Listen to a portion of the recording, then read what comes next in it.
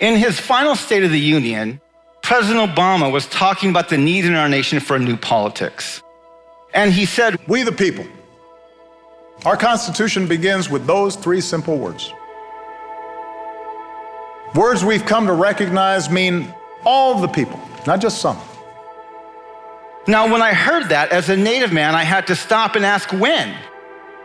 I've read our founding documents, I've studied our history, and I had to question, when did we decide as a nation that we the people actually means all the people?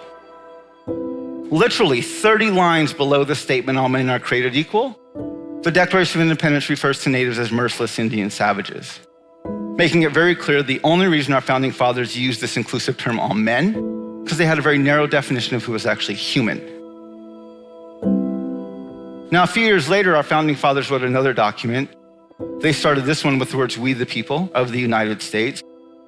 This, of course, is the preamble to the Constitution.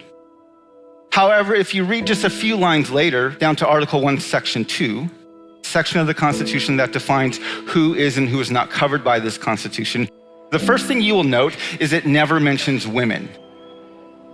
Second, it specifically excludes natives. And third, it counts Africans as 3/5 of a person. So who's left?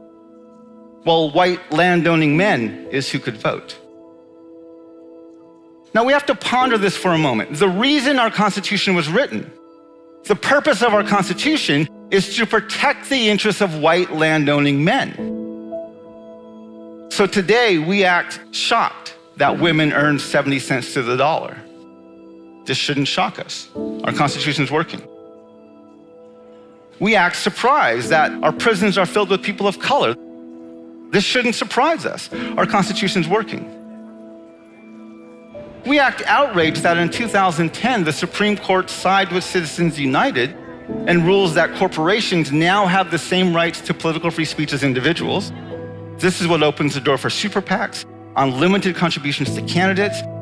This shouldn't surprise us. The Constitution's doing exactly what it was designed to do. It's protecting the interests of white landowning men. So this makes our Constitution a systemically white supremacist and sexist document that assumes the white landowning male has the authority to decide who is and who is not human. See, we would rather believe that the United States of America is racist and sexist and white supremacist in spite of our foundation. But the truth is we are white supremacist, racist, and sexist as a nation because of our foundations, and we don't know what to do with that.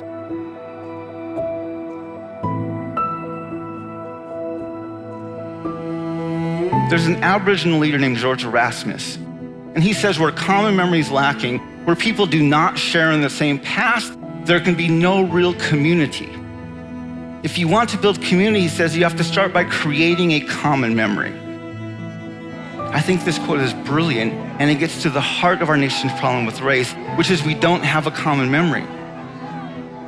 We have a white majority that remembers a history, a mythological history of discovery, expansion, exceptionalism, and opportunities. And we have communities of color that have the lived experience of stolen lands, broken treaties, slavery, Jim Crow laws, segregation, boarding schools, ethnic cleansing, genocide, internment camps, mass incarceration, and families separated at our borders. We have no common memory, and I think we all can agree that community on a national level is absolutely in the pits. I'm proposing that the United States of America needs a national dialogue on race, gender, and class. A conversation on par with the Truth and Reconciliation Commissions that took place in South Africa, in Rwanda, and in Canada. If we can acknowledge the vile racism, sexism, colonialism, and white supremacy that our founding fathers embedded deep into our foundations, we might just be able to leave a different legacy for our children's, grandchildren's, grandchildren's, grandchildren. A legacy that for the first time, we the people might actually mean all the people.